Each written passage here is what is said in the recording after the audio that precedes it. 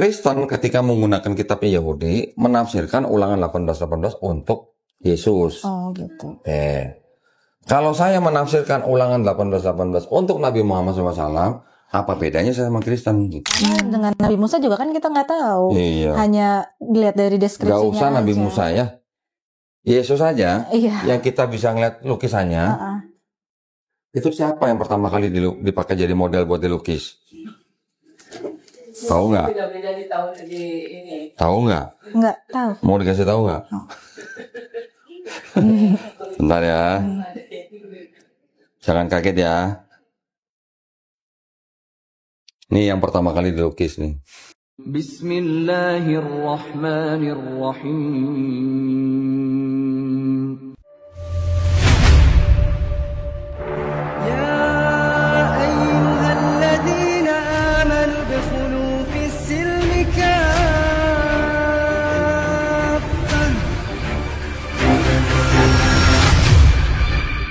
Assalamualaikum warahmatullahi wabarakatuh. Alhamdulillahirrabbilalamin. Wassalatu wassalamu ala rasulillah. Senang sekali jumpa di channel Donitan. Sekarang saya sedang ditemenin sama Villa ya? Iya. Villa. Assalamualaikum Villa. Waalaikumsalam kok. Villanya berapa kamar? Maunya berapa? Tahu. Villa sepatu atau villa rumah? Villa sepatu. Villa sepatu. Alhamdulillah. Ini juga syahadat kapan Villa? Tahun lalu kok. Tahun lalu. Iya. Oh, berarti belum masih boleh disebut mualaf ya berarti ya. Syahadatnya di MCI Tebet. MC Tebet. Oke. Sama Mbak Retno bukan? Sama Pak Dero. Pak Dero. Romadi. Oh, Romadi. Iya, Ya, Pak Romadi. Alhamdulillah. Dengar-dengar katanya anak pendeta. Iya. Pendeta mana nih? Kebetulan Bapak di GBI. Hah? GBI mana? Di Papua, di Nabire. Papua? Iya. Jauh bener. Jadi dulu kan mereka sekolah Alkitab ya. Nah, terus kemudian misionaris gitu ke sana. Oh, jadi misionaris? Iya, dari tahun 96 terus ngebangun yayasan yang di... Dari 96? Berarti udah tua ya. 96 udah lahir belum? Udah. Oh, udah. Belum. Jadi papanya emang sekolah Alkitab? Iya, dulu di STT Tawangmangu. Oh, Tawangmangu. Tawangmangu. Terus habis itu jadi misionaris, iya. Dikirim ke Papua. Di sana mereka ngebangun yayasan mulai dari asrama dan sekolah. Yang ngirim gereja berarti? Anda ada bersama tim yang lain. Oh. Jadi bukan dari gereja. Jadi mereka satu tim bikin di sana, akhirnya sekarang meluas se Indonesia. Berarti dulu Villa lahir di Papua? Enggak, di Tangerang. Oh, lahir iya, orang. Mamanya ikut ke Papua dulu? Iya, mamanya juga di STT Tawangmangu juga. Oh, sama-sama. Oh, ketemu di lokasi Cinlok maksudnya. Kayaknya sih. Cinlok. Sama-sama belajar ini ya, apa namanya? Jadi pendeta. Terus nikah. Terus jadi punya gereja di Papua. Enggak punya gereja sih. Dibilangnya apa ya? Evangelis kali ya. Bukan pendeta yang punya gembala gitu. Bukan pendeta yang punya jemaat. Tapi ya kalau khotbah kemana-mana ya itu sebutannya apa itu. Jadi pendeta tembak itu maksudnya. Iya, sebutannya apa? Jadi dia khotbahnya di mana-mana. Iya, hamba Tuhan. Evangelis ya berarti ya. Oke. Jadi di Papua berapa tahun bapaknya? Udah dari tahun 96 mereka di sana. Sampai saat ini. Oh, sampai sekarang? Oh, lah kok bisa lahir di Depok? Apa? Lahir di mana tadi? Lahir di Tangerang. Mama Ciben. Oh, Mama Ciben. Iya. Kalau yang belum tahu Ciben nama Cina Benteng. Iya. Tangerangnya di mana? Di Tangerang Kota. Oh, kota. Iya. Oke. Lo kalau Mama berarti sekarang juga di Papua? Iya. Berapa saudara, Villa? Berlima. Nomor berapa? Pertama. Paling perempuan gede. Sendiri. Iya. Yang 4 belum ada yang masuk Islam? Nah, belum. Kan baru aku. 4 laki-laki semua. Opa aku juga pendeta. Nah, kalau Opa punya gereja dulu di Cipondo. Oh. Opanya punya gereja, papanya pendeta. Iya. Waduh, komplit kemudian. Anaknya mualaf. Waktu syahadat dulu gimana? Langsung kasih tahu papanya atau? Syahadat dulu baru kasih tahu. Berapa lama setelah syahadat baru kasih tahu? Sekitar 2 atau 3 bulan ya kayak. Oh, 2-3 bulan. Nggak langsung ya? Enggak. Nah, terus begitu kasih tahu gimana? Kasih tahu papa dulu atau mama dulu? Bareng, karena mereka udah curiga nih, anaknya udah nggak bener nih kayaknya gitu kan. Nggak bener. Terus habis itu telepon, habis itu ngobrol kan. Terus aku bilang gini, kita diskusi ya, aku bilang itu, bukan jangan debat gitu ya. Diskusi. Aku tanya, dia bilang, kenapa kamu terakhir gereja kapan, kata dia gitu. kayaknya yang 2 tahun lalu itu yang sama papa sama mama mereka kan kadang Natalan kan kesini ya Kesini. dari sana gitu. Nah habis itu ya kenapa udah iya karena aku ngerasa nggak punya koneksi lagi gitu dengan jadi ibadah hanya sekedar rutinitas tapi ya hambar gitu nggak punya rasa apa-apa gitu kan. Jadi terakhir kok lama banget gitu iya gitu. Terus sekarang kamu mana gitu? Iya aku mempelajari yang lain. Aku bilang lagi mempelajari yang lain. Terus ngobrol-ngobrol gitu. Itu padahal udah syahadat tuh. Udah. Bilangnya masih mempelajari yang lain gitu. Lagi mempelajari yang lain. Terus dia bilang, apaan agama apa kata dia gitu. Semuanya aku bilang gitu kan. Nah ya udah, yang penting jangan pindah kata dia kayak gitu kan. Terus aku tanya, nah sekarang papa itu memilih Protestan itu karena apa? Aku bilang gitu. Kristen Protestan itu karena apa? Ya karena emang Yesus itu jalan kebenaran dan kehidupan, gitu kan. Di Katolik juga katanya. Jawabannya itu, ya makanya aku bilang, kenapa papa milihnya nggak Katolik? Kenapa milihnya Protestan gitu kan? Itu sama aja, itu kan menyembah satu Tuhan yang sama, kata dia gitu kan. Cuman beda caranya aja. Aku bilang, enggak dong Pak, orang kitabnya aja beda, aku bilang gitu. Terus perpecahan dari mulai Katolik ke Protestan kan itu kan ada ininya ya, ada prosesnya juga. Waktu itu Martin Luther mengeluarkan berapa tuntutan dia gitu kan, dari sebelumnya 95. Juga ada 95 dalil kalau nggak salah. Terus sebelum dan ada Ortodoks juga. Aku bilang kan kitabnya beda juga, aku bilang gitu. Nah, kenapa papa milihnya Protestan nih? Kenapa nggak milihnya Katolik? Kalau misalkan kita ngelihatnya Tuhannya sama nih ya, aku bilang gitu kan. Papanya nggak jawab karena di Protestan kita bisa nyanyi-nyanyi, joget-joget gitu. Enggak, ya sama aja tuh. Enggak sama kata dia gitu. Sama aja, cuman beda ini doang kata dia, beda caranya aja. Enggak apa, karena papa kan orang Batak ya. Enggak, karena opung itu Kristen Protestan. Coba kalau opung Katolik kita sekarang. Aku ngomong gitu kan. Dia mulai dia terus akhirnya dia bilang, terserah deh Cici mau pelajarin agama apa, yang penting jangan pindah agama kata dia kayak gitu. Terus aku bilang, ya nggak bisa gitu kalau misalkan kita sudah menemukan yang benar, masa kita tetap harus ngikutin yang nggak benar hanya karena dulu kayak gitu. Terus ya itu baru mulai. Terus berarti kamu udah nggak percaya Yesus kata dia. Percaya ada Yesus, tapi Yesus itu bukan Tuhan Pak, aku bilang gitu. Terus udah ini mulai ini ya kan, naik. Ngasih ayat nggak tuh? Ngasih, enggak, belum ngasih, karena dia masih sabar. Ya udah, abis itu mama yang ini kan biasa kalau telepon kan di speakerin gitu kan. Oh kamu beneran udah sesat nih kata dia gitu. Udah sesat nih gitu. Enggak dong, aku bilang gitu. Enggak, percaya ada Yesus, tapi Yesus itu bukan Tuhan gitu. Yesus tuh nabi. Nah setelah Yesus tuh masih ada Nabi Muhammad kayak gitu. Enggak kata dia gitu. Berarti langsung ketahuan dong. Wah Islam nih gitu. Dia udah bilang gitu. Kamu udah ini nih, kamu terkena mainnya sama siapa kata dia gitu kan. Udah kena sama ini kan. Enggak, aku bilang emang nggak cuman ini yang dipelajarin, cuman aku nanya ke mereka itu tentang Kristennya, bukan tentang Islamnya gitu kan. Tapi tetap nggak bisa dijawab. Terus aku tanya tentang Trinitas, gimana bisa? Maksudnya Villa nanyain Trinitas ke papa mamanya. Kita bahas, iya. Aku bilang kita jangan debat ya. Kalau debat kan berantem. Kita diskusi aja. Aku bilang itu diskusi ringan aja. Ya udah. Terus? Nanya tentang Trinitas gini. Coba deh papa selalu pikirin gitu kan. Maksudnya Tuhan itu satu tapi jadi tiga. Bapa, Anak dan Roh Kudus tuh gimana ceritanya gitu. Kalau misalkan emang Yesus itu Allah, maksudnya sebutannya ya, maksudnya Allah gitu. Lah dia pas waktu mau disalib aja dia berdoa dulu di Taman Getsemani gitu kan. Dia pas disalib aja dia juga berdoa. Dia juga bilang Bapak mengapa Eli mengapa lama sabaktani ya. Mengapa engkau meninggalkan Eli lama sabaktani, bukan Eli mengapa lama sekali loh. Iya ya, pertolongannya nggak datang gitu ya. Ya ampun. Nah, iya, terus bingung tuh dia ngejelasinnya sampai akhirnya dijelasin sama mama itu pakai rumus matematika.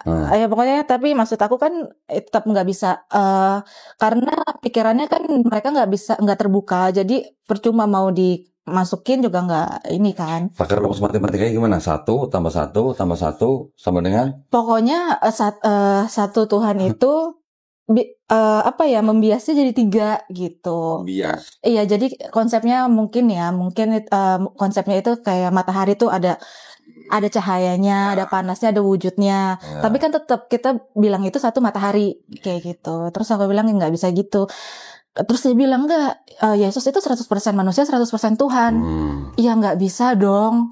Iya aku bilang gitu dong, ya nggak bisa dong kayak Udah gitu. berani ya bantah orang tuanya ya.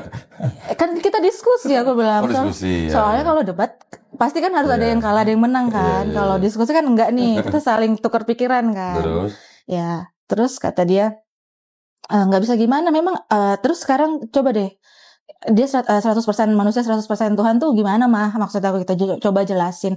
Terus kata dia, ya itu ada masa-masanya di mana dia 100% jadi manusia, 100% jadi Tuhan. Misalkan dia pas waktu melakukan mujizat itu dari Tuhan, dari itu tuh Allah gitu kan. Ya yang biasanya ya dia physically manusia gitu. Nggak bisa mah Allah itu Tuhan tuh nggak bisa berwujud manusia. Kalau misalkan dia mau turun gitu kan, dia kan bisa melakukan apa aja, kenapa dia harus menjadi manusia gitu. Terus ngomongin penebusan juga. Aku tanya, dulu tuh sih sebenarnya awal-awalnya mulai berpikir itu pas SMP itu dulu kan aku aktif di gereja ya. Emang aktif sih jadi remaja gereja, terus pelayanan juga, jadi guru sekolah minggu juga gitu. Sempat kita tuh ngebahas tentang perbedaan antara dulu kan di HKBP di Medan, pas waktu udah ke sini ganti lagi nih. Kan karena aku gereja di mana aja kan konsepnya Tuhannya satu, ibadah kan di mana aja. Berarti GKJJ berarti. Iya, yang penting kan hatinya. Iya. Gitu. Tahu GKJJ? Apa gereja? Gereja Kristen jalan-jalan. Oh, nggak tahu. Pindah-pindah gitu. Nggak masalah sih. Nah, habis itu mereka ngebahas tentang bedanya karismatik sama yang biasa. Oh, karismatik. Iya, itu aku mulai kayak ada beda-bedanya nih gitu kan. Maksudnya kenapa sih HKBP harus ngebahas itu? Gereja Sinode kenapa harus ngebahas yang itu kan? Nah, terus masuk kuliah. Masuk kuliah itu kan ada yang kayak dari UKM-nya kerohanian gitu kan, ada kayak kelompok kecil. Nah, mereka tuh kayak ngerangkul kita gitu kan, namanya anak-anak baru. Di situ dia ngajarin kayak, kan mereka udah punya materinya masing-masing. Ngajarin kalau manusia itu punya yang namanya natur dosa. Nature ya. Iya, jadi natur dosa itu dosa bawaan lahir gitu, dosa waris. Dosa waris, jadi begitu dia lahir dia udah berdosa. Ya, jadi kalau 3 hari lahir meninggal kan gimana tuh? Kasian ya. Iya. Terus aku mikir lah, kok kayak gitu ya? Terus buat apa dong Yesus itu mati di kayu salib buat nebus dosa kita kalau toh kita punya dosa bawaan lahir? Itu aku tanya sama mamaku pas waktu kita ngomong itu. Itu tuh dosa Adam, dosa dari yang zamannya Adam. Jadi kalau kita melakukan dosa ya kita tetap berdosa juga ya, sia-sia dong. Terus udah ditebus pengorbanannya gitu. Iya makanya kan. Iya gitu. Beberapa yang ditanya tentang hal itu. Terus akhirnya udah selesai tuh obrolan kita malam itu. Besok paginya langsung ngirimin semua YouTube yang pertanyaan-pertanyaan gitu tentang Trinitas, tentang Yesus berdoa di Getsemani, terus itu semua kayak gitu. Tapi sampai sekarang sih masih dia ngirimin ini Christine Prince ya. Oh, Christian Prince. Iya, yang sekarang dia ngirimin itu tentang itu. Ya tetap aja aku bilang ya enggak lah itu. Tuh, jadi waktu setelah habis ngobrol bertiga sama papa mama itu, terus akhirnya mereka tahu kalau Villa udah masuk Islamnya kapan? Sebenarnya harusnya mereka udah ngerasa, udah tahu, cuman nggak yang itu aja. Cuman dia bilang kayak gini, terserah Cici kata dia gitu kan, mau pelajarin agama apa aja, yang penting jangan pindah kan kayak gitu kan. Terus aku ngomong gini, kalau seandainya yang benar ternyata Kristen itu bukan agama yang benar gitu kan, keyakinan itu, aku bisa dong milih yang lain. Ya udah kalau kamu itu nggak usah lagi ngomong sama papa, sama mama, mati pun papa nggak usah kau datang katanya gitu. Langsung gitu kan. Ya udah, ya orang aku udah Islam itu. Jadi ya udah. Maksudnya aku tahu tanggapannya. Ya cuman kan emang ujian orang kan beda-beda ya gitu kan. Jadi hal-hal ini emang harus dihadapin. Loh, berarti Villa tinggal di Tangerang itu sama adik-adiknya? Enggak, sendiri. Adik-adiknya ikut papa mama? Ada yang di Malang, ada yang di Kalimantan, udah pada kerja. Oh, udah pada keluar. Iya. Di Tangerang sendiri, papa mamanya di Papua. Setahun sekali mereka pulang gitu? Iya, setahun sekali pulang. Terakhir, berarti dari ngomong bertiga itu sampai sekarang belum ketemu? Belum balik lagi. Belum ketemu. Iya, belum ketemu berarti. Terus kalau ketemu gimana? Iya, enggak. Pokoknya terakhir obrolan terakhir lagi nih kemarin. katanya kamu udah pakai hijab ya kemana-mana gitu. Kata Kamu, siapa? mereka tuh ada aja yang Oh. saya nggak ngerti lah gitu. Ada mata-mata berarti di Depok, di Tangerang berarti. Iya, nggak tahu ya di media sosial juga mungkin ada kali ya. Oh, ya. Kamu udah begini sekarang penampilannya kayak gitu kan? Iya, gitu. Nggak ada, jangan pulang ke rumah kalau pakai hijab. Oh. Kamu tuh sama aja melemparkan kotoran ke muka papa sama mama kan. Dia pendeta, sekarang dia mau khotbah, gimana jemaatnya bisa percayalah anaknya. Anaknya malah murtad. Iya, gitu. Ya sebenarnya mencoreng muka orang tuanya berarti dia. sebenarnya ini ngomong kayak gini sok kuat sih. Sebenarnya di sisi lain sedih. Kamu gitu, nangis? untuk Ada enggak, tisu? bukan. Tapi maksudnya di sisi lain kan mikirin juga tentang perasaan mereka, Ya, gitu kan? ya. Karena memang ya ini tentang apa sosialnya mereka yang berdampaknya itu banget pasti kan. Tapi apakah apakah orang-orang di Papua udah tahu kalau anak mereka udah masuk Islam? Harusnya sih udah, harusnya. Tapi mungkin sebagian ya. Waktu itu aku pernah upload di Instagram, langsung ditelepon. Akhirnya dihapus. Oh. Itu jangan sampai ya ada orang Papua yang nge-like kata dia gitu. Oh. Baru sebentar, udah langsung ya udah. Ya kalau mau jaga perasaan orang tua, Iya. sebaiknya jangan upload di medsos lah. Iya. Itulah. Kita Makanya juga hargain lah. Nah makanya sebenarnya podcast juga awalnya nggak mau sama Kang Asep kan ngaji cerdas udah berapa kali aku tolak nggak mau. Cuman akhirnya mau tuh ya karena diniatinnya ini aja buat syiar aja Niatin buat syiar. gitu. Ya. Gitu. Jadi sampai sekarang ya masih begitu aja hubungannya dengan orang tua ya. Mereka sih masih. Terus tetap dilarang pulang ke rumah berarti. Ya, Pokoknya kalau pakai hijab nggak boleh, jangan pulang pakai hijab. Sekarang Villa tinggal di mana? Di Depok. Di Depok di ya, MCI itu. iya. Oke. Sementara. Udah berapa lama di sini? Baru 2 bulan kayaknya ya. 2 bulan. 2 bulan. Sambil kerja atau enggak? Saat ini lagi lagi berhenti ya. Oke. Sebelumnya kerja apa? Aku apoteker. Oh, apoteker. Iya. Oh, bisa ngeracik obat berarti? Bisa. Oke.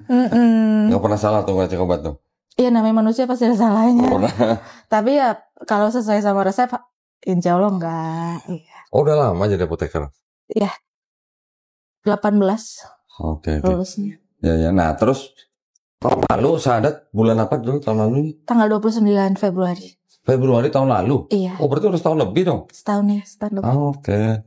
Saya pikir akhir-akhir tahun. Enggak. Berarti belajar Islamnya semua di MCI? Udah, sebelumnya udah di masa-masa kekosongan itu, masa-masa kehambaran itu di situ belajar. Di situ baru ngelihat ke yang lain. Tadinya kan ada pun pertanyaan-pertanyaan tentang hal-hal yang nggak logik di Kristen, nggak pernah berpikir untuk mencari ke yang lain. Terus kemudian kadang karena agama itu agak sensitif ya. Jadi kalau kita bicara sama orang yang nggak open minded, itu akan ngapain sih kayak gitu kan? Bisa merusak pertemanan juga, hal-hal kayak gitu. Akhirnya terakhir pas waktu lagi kosong-kosongnya banget, maksudnya lagi nggak ngerasa gimana gitu ya sama Kristen, ketemu sama temen yang akhirnya kita ngobrol, pernah nggak sih gitu ya kan, dia udah Islam. Oh, ini ngobrolnya sebelum ke MCI nih, sebelum bersyahadat nih. Iya. Okay. Udah lama dalam proses pencarian. Pernah nggak sih gitu lo mikir kita tuh diciptain buat apa? Aku bilang kayak gitu ya. Kayak Tuhan itu kan maha. Mau menciptakan, maksudnya aku tuh selalu ngebayangin kita tuh kayak mainan gitu. Yang kayak Tuhan mau menciptakan bumi, dia itu mau ciptain yang hidup bisa, yang mati bisa, dia mau ciptain yang menderita bisa, yang bahagia bisa, bencana di sini bisa, di sini bagus bisa gitu kan. Kalau misalkan, dan semua kan akhirnya akan di hari akhir semuanya kan, di kiamat itu akan ada hari penghakiman dan akan ke ini kan. Nah, untuk itu semua kan kita nggak ada yang tahu, semua ketetapan Tuhan. Jadi kalau misalkan Tuhan mau ngapain aja kan dia bisa. Terus untuk apa tujuan akhir kita? Itu aku bilang kayak gitu. Untuk apa penciptaan ini dilakukan? Terus masalah beberapa inilah kayak dosa-dosa kita juga. Terus surga dan neraka itu kalau misalkan ada, bayangkan ya, kita sekarang tahun 2023 ya kali ya waktu itu aku ngobrol. Masehi sebelumnya ini kan bumi udah berapa ribu tahun sebelum Masehi. Miliar tahun malah. Iya, orang-orang yang dulunya ada terus sekarang kemana? Apakah memang reinkarnasi itu ada gitu ya kan? Jadi ya obrolan itu aja kok gitu. Jadi teman-teman Islam nih. Islam. Nah, terus dia bilang pernah, kata dia gitu, pernah mikirin kayak gini juga. Dan dia juga meskipun Islam dia mencari apakah kepercayaan yang dia jalanin tuh udah bener atau belum. Nah, dia nyari banyak lah referensi yang dia cari, tapi yang dia kirim ke aku itu referensinya YouTube-nya ini Donditan bukan? bukan. Donditan aja. GR lu, free lu. Aku lupa namanya, dia seorang ahli matematika. Hah, siapa? Jeffrey Lang, iya, Profesor. Jeffrey Lang, iya. Profesor Jeffrey Lang. Ya, dia kan luar biasa itu. Dia kan sebelumnya Katolik. Ya. Terus habis itu ateis karena ngelihat background, maksudnya keluarganya mamanya baik banget, bapaknya amburadul gitu kan, jadi dia nggak percaya kalau ada Tuhan. Terus kemudian dia menemukan Islam, dan semua pertanyaan dia tentang itu penciptaan itu judulnya The Purpose of Life. Ya, oh The Purpose of Life. Iya, itu yang bikin aku, iya ini semua pertanyaannya. Terus dia sebutin itu Al-Baqarah, itu aku langsung download My Quran di handphone, validasi dong. Padahal masih orang GBI itu. Masih. Orang GBI punya Quran di HP-nya gitu. Jadi kan memang maksudnya kalau kita dengar sesuatu atau melihat sesuatu kan kita harus validasi apa ya, saya benar atau enggak pas lihat. Nah, di My Quran itu ada catatan kaki. Jadi kayak hal-hal yang enggak terbiasa sama kita. Maksudnya ya tafsirnya itu kita kan ada artinya. Yeah. Baca sampai habis. Widih. Maksudnya tapi nggak dalam satu malam itu ya. Al-Baqarah berapa inget nggak? 30. Terus? Ya kalau nggak salah 30 atau 31 itu tentang memang Allah itu mau menciptakan Adam itu sebagai khalifah di bumi. Kayak gitu. Kisah penciptaan. Tentang kisah penciptaan. Terus kemudian alasannya itu ada, dan memang proses penciptaan itu sudah diniatkan sudah lama, dan bumi itu sudah ada sebelum ada Adam. Sementara kalau di Kristen Kejadian 1 ayat 1 udah langsung itu, nggak ada sebelum-sebelumnya sejarahnya apa kayak gitu. Sementara di Islam detail banget kok gitu kan. Nah disitulah terus kemudian kan di situ malaikat bertanya sama Allah kan, benar ya? Benar. Betul. Ya. Terus. Malaikat bertanya sama Allah, kenapa engkau menciptakan pertumpahan darahan di bumi, gitu kan? Sementara dia bisa membuat. Nah itu pertanyaanku juga. Kalau Allah kan sebenarnya bisa menciptakan kebahagiaan, kenapa dia harus menciptakan penderitaan? Kayak gitu. Jadi memang, nah itu semua terjawab tuh. Akhirnya aku baca sampai bawah. Aku baru tahu. Oh ini artinya kufur. Oh ini artinya Bani Israel. Oh ini artinya ya. Akhirnya kan penasaran terus kan. Dan beberapa di ayat di Al-Baqarah itu kan ada tulisannya, maka ayat ini kami turunkan agar kamu berpikir gitu. Dan itu berkali-kali, maksudnya nggak tahu ada berapa sering gitu. Ada 300 ayat tuh begitu. Iya, jadi mikir gitu. Jadi kayak oh iya kan bedanya manusia dan makhluk yang lain kan memang karena manusia itu diberikan akal gitu kan. Jadi kalau kita tersesat kan kita punya pikiran gitu kan. Ceritanya ya udah akhirnya terus baca sampai Anisa waktu itu kan, dan nggak tahu kenapa ya, maksudnya kayak pas banget habis Al-Baqarah tuh Al-Imran.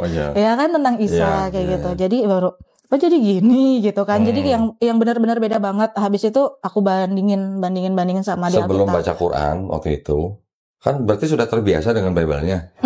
Sudah khatam baca Bible waktu itu? Enggak. Oh enggak. Tapi ya maksudnya gini, kalau di Kristen itu kan sebenarnya kita lebih banyak belajar itu tentang damai sejahtera, tentang bagaimana hidup seturut dengan Kristus, ya kan? Nggak ada tentang sejarah. Ya, ada. Maksudnya kalau di gereja itu nggak ada yang sejarah yang kita dikelotokin tentang sejarah sebelumnya itu kayak gimana. Jadi kan nggak mikir, cuman kayak oh ini kita harus begini. Kalau kita lagi ada masalah kayak gini, bukan nih ayat ini gitu, maka terciptalah damai sejahtera itu, ya kan gitu. Pernah sekolah Bible? Enggak. Pendalaman Bible gitu? Enggak. Pendalaman Alkitab enggak. Jadi ketika baca Quran sudah beberapa surat begitu, jadi lanjut terus sampai Anissa. Terus pas ngelihat bedanya kan kalau di Al-Imran itu ada tulisannya yang ayat 19 ya kalau nggak salah. Allah bilang Islam adalah agama yang diridhoi. Sementara kalau Inna dina indallahil Islam. Iya, sementara kalau di Kristen itu kan sebenarnya sebutan ya, gitu kan. Jadi dari bukan muridnya Yesus juga ya? Bukan. Yang pertama-tama disebut Kristen itu adalah pengikutnya Paulus. Iya. Kisah Para Rasul 26. Ketika Paulus dan Barnabas dan pengikutnya tinggal di kota Antioquia selama setahun, barulah mereka disebut Kristen. Iya, jadi bukan yang dibawa dari Yesus. Ini Bukan. loh, nah yang Kristen gitu kan, enggak. Yesus nggak pernah nyebut kata Kristen. Hmm. Yesus nggak pernah ngajarin konsep kekristenan. Oh, benar. Itu. Tapi yang kita tahu kan beda. Iya, nah yang orang-orang Kristen sekarang ikutin itu adalah ajaran Paulus, tapi yang juga sudah dirubah sama gereja. Dirubahnya gimana tuh?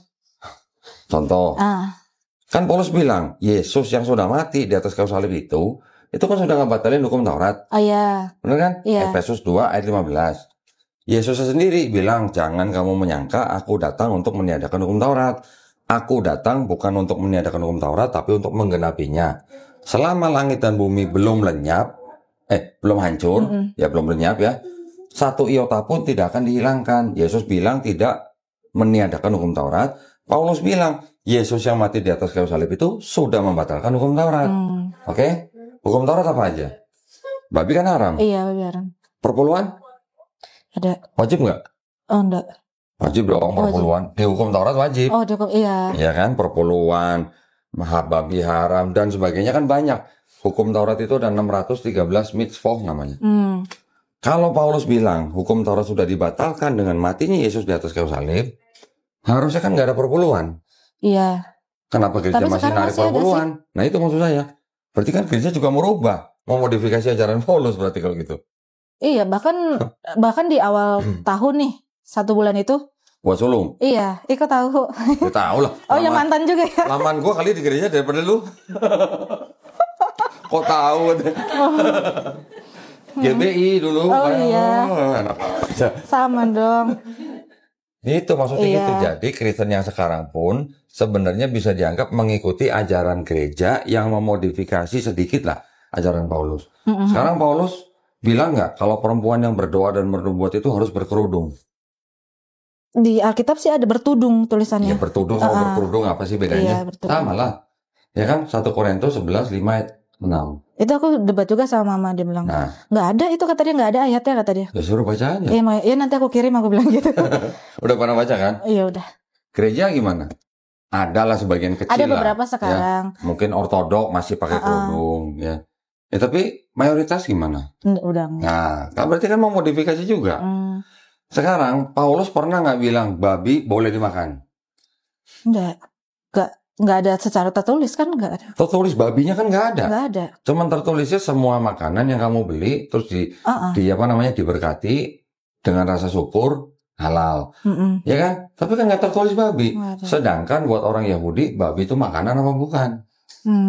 Ya kan? Nah sekarang Kristen gimana? Tapi ditambah lagi sama mereka ada tulisannya yang nggak boleh tuh babi hutan. Itu yang tahun 74. Iya. Yang tahun 70, tahun 58 babi doang. Bahkan yang tahun 2023 TB2 cuman babi. Tapi yang 74 haram, yang 2023 najis. Sama apa beda haram sama najis? Nah Ya itu. sama. Masa bisa ada babi, yang versi ini babi hutan, versi ini babi lagi, yang versi ini haram, yang versi ini najis. Gimana jadinya? Gitu. Iya gitu. Ya kan? Berarti kan kalau gitu masih ada perbedaan antara gereja dan Paulus, masih ada bedanya. Betul. Paulus sama Yesus udah jelas beda. Paulus ngajarin Tapi rasanya orang Kristen juga nggak tahu soal beberapa kitab di Perjanjian Baru itu ya surat-surat dari Paulus untuk jemaatnya yang dia bikin sendiri. Wah, ya itu memang kebanyakan, mungkin di atas 90% orang Kristen juga tidak tahu Bible-nya sendiri.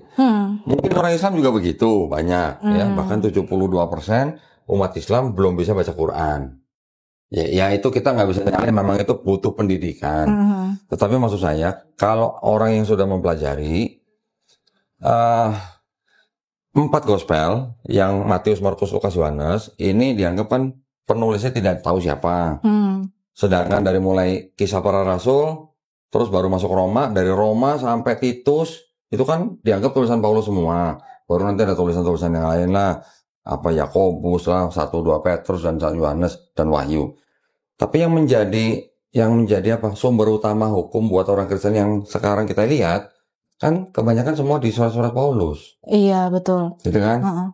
Nah, sedangkan apa yang ditulis Paulus itu dengan ajaran Yesus di 4 gospel, ini aja beda. Tadi cerita Paulus kan bilang ada dosa waris. Itu ayatnya ada di Roma 5 ayat 12. Karena dosa satu orang itu, Hawa menjalar kepada setiap manusia. Sedangkan Yesus nggak pernah ngajarin dosa waris. Iya. Nah kan beda. Kalau memang Paulus ngaku dia dapat wahyu dari Yesus, mana ayatnya gitu loh. Yesus ngomong ke saya bahwa ada dosa waris gitu. Karena kalau ada, nanti akan bertabrakan dengan ayat-ayat di 4 gospel. Iya. Nah sekarang contoh nih, yang ditulis duluan itu surat-surat Paulus atau 4 gospel? 4 gospel dulu dong harusnya. Tahunya dari mana? Karena paling depan. Harusnya kan. Karena paling depan. Iya, kalau ngeliat alur ya. 4 gospel kan yang paling depan Matius. Iya. Markus, Lukas, Yohanes. Padahal yang ditulis duluan Markus. Oh, gitu. Ya, Markus ditulis kira-kira 65 sampai 70 Masehi. 10 tahun kemudian Matius dan Lukas menyadur Markus. Tapi ini ditulis kan paling cepat Markus tahun 65 Masehi. Sebelum 65 dari tahun 48 Masehi sampai tahun 65 ini yang ditulis surat-surat Paulus dulu. Oh gitu. Nah, berarti kalau ada surat-surat Paulus dulu, terus baru ada 4 gospel, berarti cerita di 4 gospel ini yang terpengaruh oleh tulisan Paulus atau tulisan Paulus yang terpengaruh oleh 4 gospel? Gospel dong. Nah, gitu. Duluan Paulus. Berarti ada kemungkinan besar penulisan di 4 gospel itu terpengaruh oleh tulisan-tulisan Paulus. Kalau ditanya kok, Alkitab yang asli ada gak? Alkitab maksudnya Alkitab yang mana nih? Yang maksudnya yang disebut Alkitab apa? Yang Kristen. Yang Kristen. Injil. Yang asli. Iya. Aku sempat debat juga sama mama sama papa soal itu. Al-Quran juga itu nggak asli, itu bikinan juga semua kayak gitu. Ini ngomongin perjanjian lama atau ngomongin perjanjian baru nih? Dia ngomongnya keseluruhan sih. Keseluruhan. Kalau keseluruhan kan gini, kita harus tahunya gini. Mungkin pakai ini enak ya, pakai peraga ya. Kalau ngomong pakai ada barangnya enak nih. Jadi supaya biar paham juga ya mungkin ya. Aduh. Ya jadi ngerepotin nih kok. Aduh.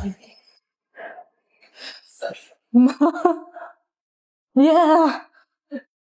Nanti ini di-cut kan, Mas Ferry.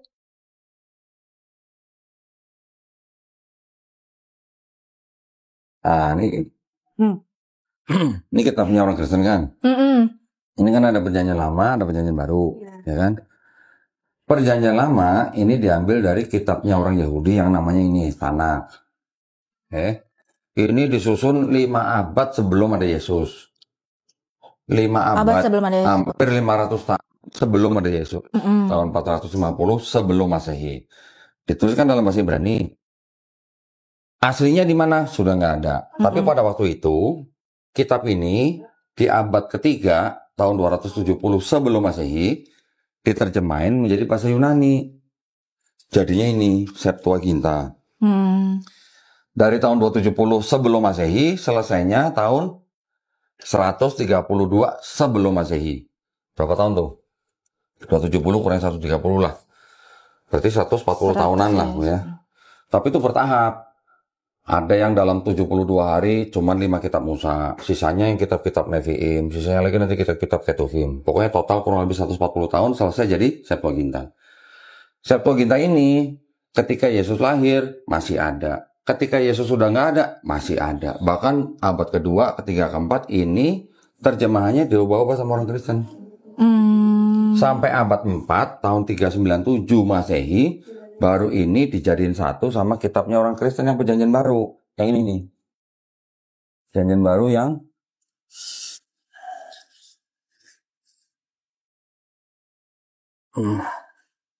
ini perjanjian baru kan. Dari Matius sampai Wahyu nih.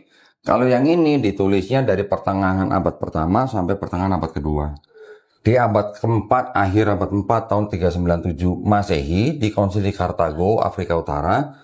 Yang ini jadi perjanjian lama, yang ini jadi perjanjian baru, ditempel. Yang ini aslinya yang waktu diterjemahin di abad ketiga sampai abad kedua sebelum Masehi, aslinya masih ada nggak? nggak ada juga. Berarti sebelum ada Yesus ya udah ada. Sudah ada. Ini sudah ada sebelum ada Yesus. Dan aslinya sudah nggak ada. Jadi Tanakh yang asli juga udah nggak ada. Septuaginta yang asli juga udah nggak ada. Yang ada semua salinan dari salinan dari salinan gitu. Iya. Salinan-salinan. Nah, terus kita ngomongin Perjanjian Baru. Perjanjian Baru yang ditulis dari pertengahan abad pertama sampai pertengahan abad kedua, aslinya juga udah nggak ada semua. Semuanya nggak ada. Yang ada apa? Salinan dari salinan dari salinan dari salinan. Iya. Memang kalau dikumpulin banyak. Total Perjanjian Baru itu mungkin naskahnya ada sekitar 24.000. 24.000 salinan. Kalau yang 4 gospel aja, Matius, Markus, Lukas, Yohanes, kalau dijumlahin semua, total salinannya mungkin ada 5.600 sampai 5.800 salinan. Tapi dari 5.600 atau 5.800 itu tidak ada 2 yang identik. Nah, aslinya juga semua udah nggak ada. Gitu. Ya, kalau ditanya Alkitab yang asli emang di mana? Aslinya semua udah nggak ada. Iya. Yang Tanakh aslinya udah nggak ada, yang Septuaginta asli juga udah nggak ada, yang Perjanjian Baru juga aslinya udah nggak ada. Iya. Dan dia membalikan, maksudnya kembali ke orang tua ya, dia membalikan. Quran juga itu nggak asli, itu banyak dibuat. Katanya. Dibuat gimana? Orang buat-buat kayak gitu. Ya gimana orang buat-buat kalau semua pemahaman dan semua hafalannya sama. Loh, iya. Aku bilang kayak gitu. Kalau dibuat-buat kan berarti kan hafalan orang beda-beda. Iya. Ini kalau hafalan sama nggak usah dibuat-buat. Terus mau bilang gini ya, Nabi Muhammad itu memang mama akuin dia tuh cerdik katanya gitu kan. Terus? Bukan dia punya paman yang Kristen ya? Siapa? Nasrani ya? Pamannya Nabi Muhammad. Bukan pamannya Nabi Muhammad SAW kali, sepupunya istrinya kali. Sepupunya istrinya. Warokah bin Affan. Iya. Warokah bin Naufal. Tapi itu bukan pamannya Nabi, itu adalah sepupu istrinya. Dia bilangnya pamannya, pamannya Muhammad. Nah, dia tahu tuh semuanya katanya dari situ, cerita-cerita tentang yang akan datang. Lalu kemudian karena dia itu ingin meningkatkan umatnya, hijrahlah dia ke Madinah, bilang gitu. Dia ngebangkitin umat Islam di situ dengan hal-hal yang dia tahu sebelumnya dari yang dia bilang omnya ini, pamannya ini. Jadi terus? Itu Nabi Muhammad Muhammad tuh cuma mengada-ngada aja. Mana mungkin dia bisa ketemu misalkan seseorang yang dapat wahyu terus-terusan dari Tuhan gitu kan. Kayak Musa aja sekali ketemu Tuhan kan dia langsung nggak kuat ya bercahaya kayak gitu.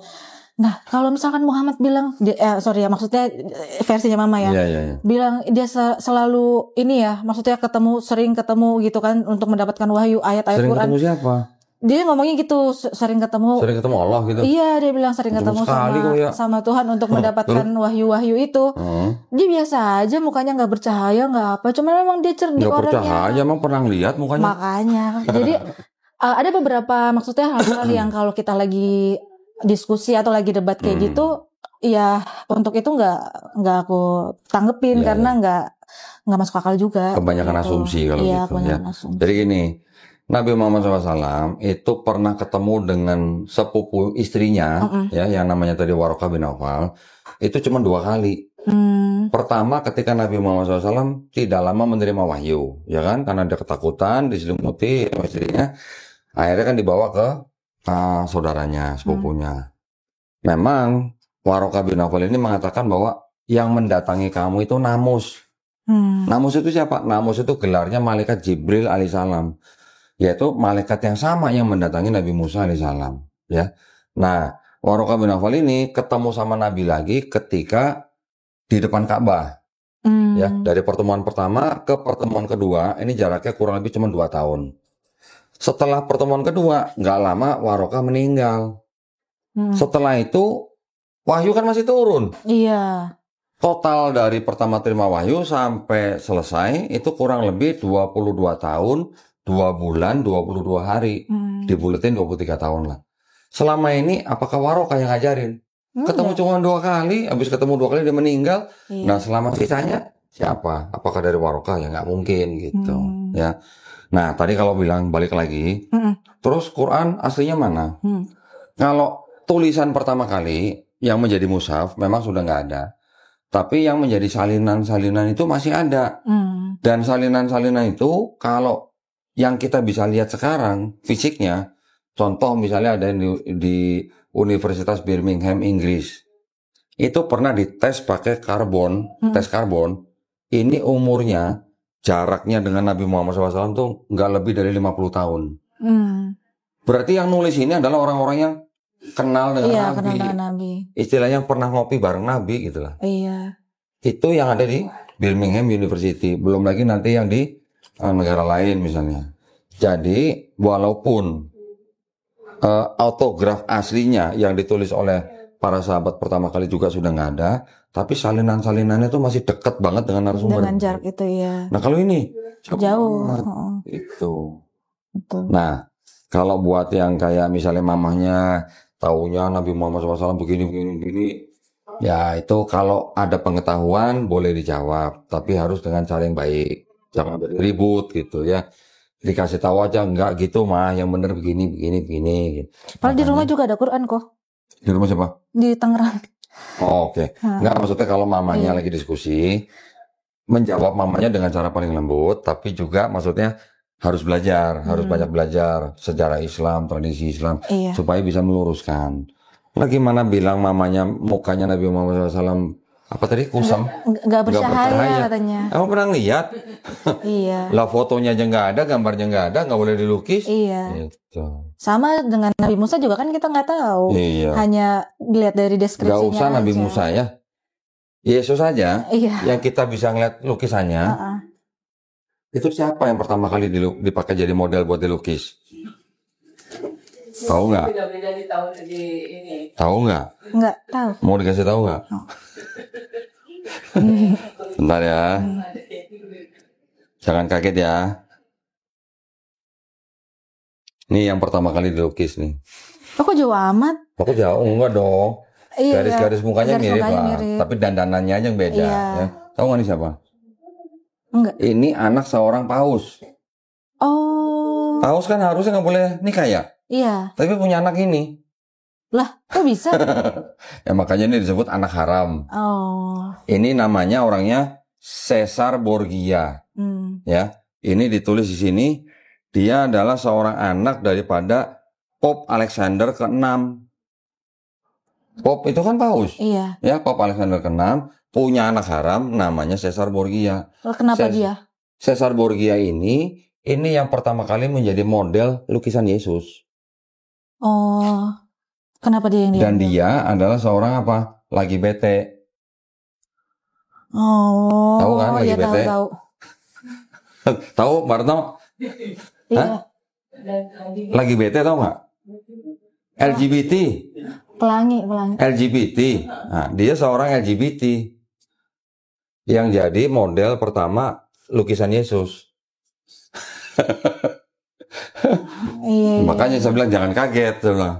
Ini yang dilukis. Nah, jadi kalau orang Eropa melihat lukisan Yesus, tentu saja yang kelihatan ya modelnya model orang Eropa. Iya. Tapi coba orang Ethiopia suruh ngelukis Yesus, gimana jadinya?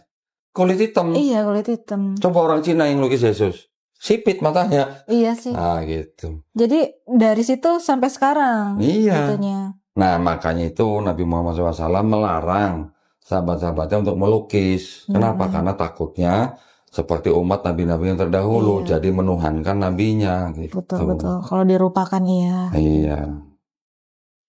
Jadi selama setahun ini belajar Islamnya lancar dengan MCI ya.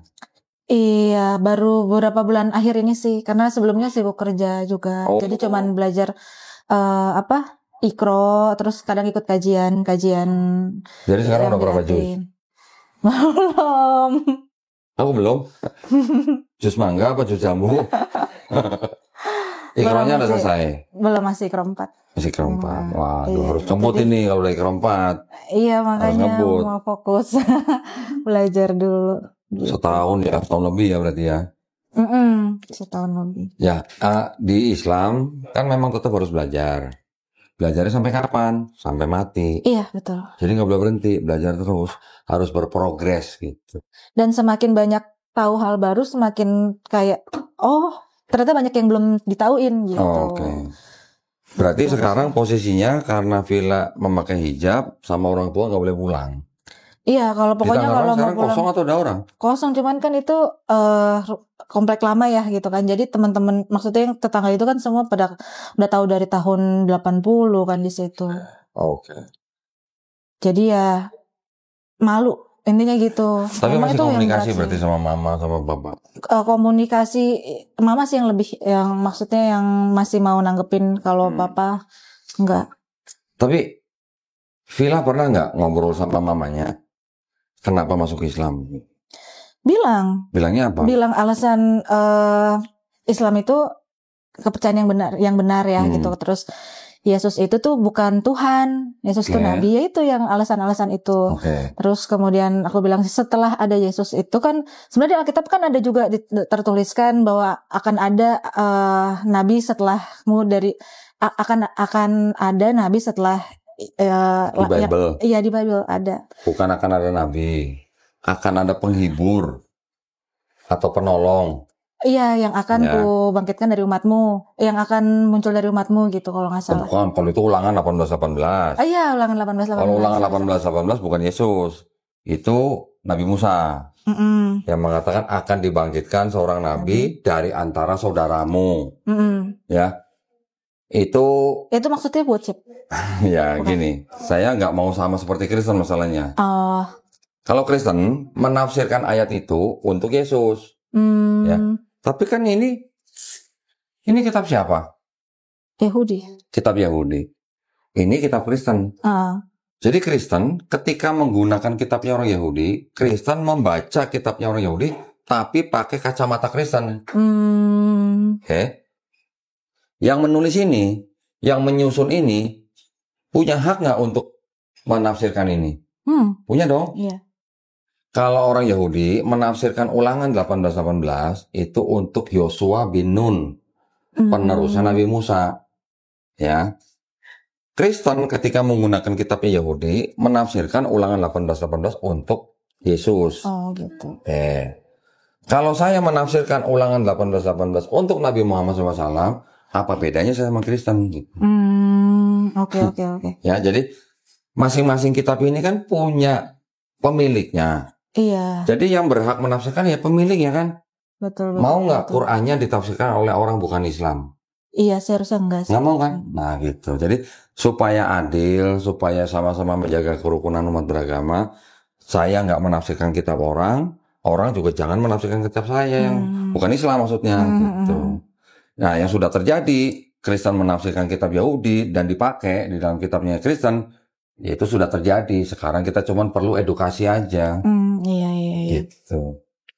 Kita bicara begini bukan berarti kita mengajak orang untuk membenci orang Kristen, bukan. Kita cuma ngasih tahu sejarahnya begini loh. Gitu. Memang harus belajar banget sejarah. Iya. Kalau nggak sesat, kalau nggak jadi sesat kalau nggak tahu sejarah. Rata-rata orang Kristen tidak tahu sejarah kitabnya sendiri. Betul. Dia nggak tahu Perjanjian Lama itu asalnya dari kitab apa dan punya siapa. Rata-rata pada nggak tahu. Taunya cuma Perjanjian Lama tuh asalnya dari kitab Ibrani gitu. Terus diterjemahkan jadi Yahudi, tapi mereka nggak tahu yang Ibrani itu kitab namanya apa dan punya siapa. Iya. Diterjemahkan atau dipakai oleh orang Kristen kapan? Gitu. Terus ada perubahan apa gitu. Nah tadi saya belum ceritain. Di kitabnya orang Yahudi ini, ketika sudah menjadi Septuaginta, kan tadi saya bilang terjemahannya ini pada abad-abad kedua, ketiga, keempat Masehi, terjemahannya tuh diubah-ubah sama bapak-bapak gereja. Siapa aja? Origen, Lucian, Hesisius. Ketika sudah menjadi yang Hesisius, yang punya Hesisius ini yang dipakai oleh Kristen jadi Perjanjian Lama. Yang diubah apanya? Yang diubah adalah gini. Yang tadinya ya kitabnya orang Yahudi ini, kalau ditanya ada nggak nubuat buat Yesus di sini? Orang Yahudi kan jelas-jelas bilang nggak ada, nol, nihil gitu. Tapi ketika terjemahannya sudah diubah-ubah, kitab ini seolah-olah berbicara tentang kedatangan Yesus di Perjanjian Baru. Gitu. Perubahannya apa aja? Macam-macam banyak. Terjemahannya yang berubah. Makanya terjemahan orang Yahudi dengan terjemahan orang Kristen itu beda. Iya. Kalau baca terjemahan Kristen, ini sangat-sangat menjurus kepada kedatangan Yesus di Perjanjian baru. Wah, itu kajiannya lebih detail lagi lah gitu. Nah, orang Kristen rata-rata nggak tahu itu. Iya. Gitu. Kebanyakan nggak tahu. Bahkan yang aktif di gereja pun pasti nggak tahu. Belum tentu tahu. Iya, belum tentu tahu. Yang di STT pun belum tentu tahu.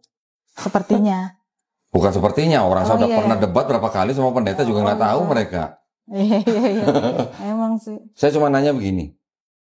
Ini contoh ya. Saya cuma nanya begini sama pendeta. Sudah beberapa pendeta saya tanya ya. Bahkan ada yang ngaku pendeta sekolah teologi 13 tahun. Saya tanya pertanyaan yang sama. Kenapa kata ha'alma yang artinya perempuan muda di Yesaya 7:14 diterjemahkan ke dalam bahasa Yunani oleh Kristen menjadi Parthenos. Tapi ketika di Keluaran 2 ayat 8 nggak jadi Parthenos, jadi Neanis. Kenapa? Nggak ada yang bisa jawab. Itu. Parthenos itu artinya virgin. Kalau Neanis artinya perempuan muda. Sama dengan yang di arti ha'alma gitu. Orang Yahudi kan tahu bedanya perempuan muda sama bedanya perawan. Tahu lah. Perempuan muda sama nggak sama perawan, Bu? Hah?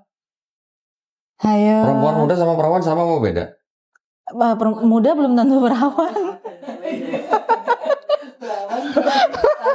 Kok tahu sih perempuan muda belum tentu perawan? Iya, kalau zaman sekarang ya. Kalau zaman dulu nggak tahu deh. Kalau perawan ada yang tua nggak? Ada. Perawan tua kan? Iya. Berarti orang Yahudi juga tahu bedanya perempuan muda sama perawan. Iya. Kalau ha'alma itu artinya pasti perempuan muda. Oh. Kalau perawan bahasa Yahudinya, bahasa Ibraninya itu betulah. Nah itu yang dirubah sama Kristen. Yang harusnya perempuan muda diubah jadi perawan. Kenapa? Gitu. Karena di Matius pasal 1 ayat 23 disebutkan seorang anak darah. Iya, anak darah. Anak darahnya buat siapa? Maria. Iya. Maria perawan kan? Itu maksudnya. Oh. Iya. Pendeta aja nggak tahu. Pendeta taunya Matius 1:23 ini nubuat penggenapan nubuat dari Yesaya 7:14. Taunya cuma begitu. Ditanya kenapa kata ini, kenapa kata itu, nggak tahu. Benar. Ya, nah sekarang kalau kita sudah tahu, kita beri edukasi buat umat Islam.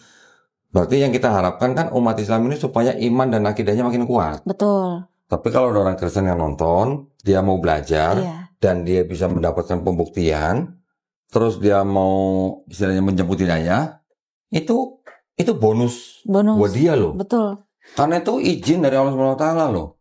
Tinggal keberanian aja. Iya. Karena ya itu. Salah satu yang paling berat sih emang keluarga. Iya. Gitu. Nah, menghadapi keluarga itu kan bisa dengan berbagai trik gitulah. Tapi trik yang di sini yang dimaksud adalah trik yang positif. Iya. Trik yang baik supaya orang tua juga bisa melihat kebaikan dan kebenaran dalam Islam. Ya memang kita nggak bisa pungkiri ya. Apalagi kalau di MCI kan kita sering dengar ya. Ini apa ada yang dipersekusi, yang dibuang, ada ini apa macam-macam lah. Iya. Ya itu adalah apa proses. Kan nggak selamanya begitu. Nggak semua kan ujiannya beda-beda. Ya mungkin ada yang bertahun-tahun, mungkin ada yang cuma 2 bulan, mungkin ada yang cuma 2 tahun, nah macam beda-beda. Tinggal bagaimana si mu'alaf ini menghadapi keluarganya harus dengan cara yang paling baik. Sama adik-adiknya udah tahu berarti. Udah tahu. Terus reaksinya? Ya dengan kata-kata aja sih sebenarnya karena kan pada jauh ya. Jadi lebih kayak ya jangan sakitin hati papa sama mama lagi gitu. Lebih kayak gitu. Cuman maksudnya mereka tetap sebenarnya nggak terima. Tapi mau gimana pun ya karena sebenarnya kita kan akur-akur aja ya gitu kan.